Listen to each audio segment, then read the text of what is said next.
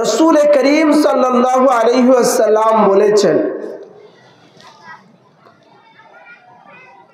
যে হাদিসে পাক আল মানাকিব ইবনুল মাগাজি 221 পৃষ্ঠার মধ্যে এসেছে এবং 255 পৃষ্ঠার মধ্যেও রয়েছে।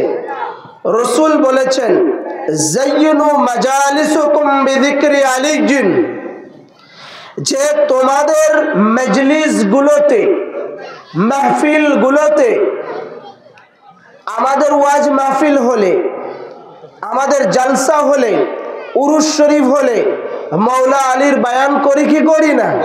তো রাসূল বলেছেন, তোমাদের প্রত্যেক মজলিসে, তোমাদের প্রত্যেকটা মাহফিলে, তোমাদের প্রত্যেকটা অনুষ্ঠানে, এই অনুষ্ঠানগুলোকে আলীর নাম উচ্চারণের দ্বারায়, মৌলা আলীর জিকির করার দ্বারায়, মৌলা আলীর নারা লাগানোর দ্বারায়, নারে হায়দারি বলার দ্বারায়, মৌলা আলীর নাম উচ্চ আকারে বলার দ্বারায় ওই মাহফিলের, ওই মজলিসের সৌন্দর্য বৃদ্ধি পায়। সুবহানাল্লাহ।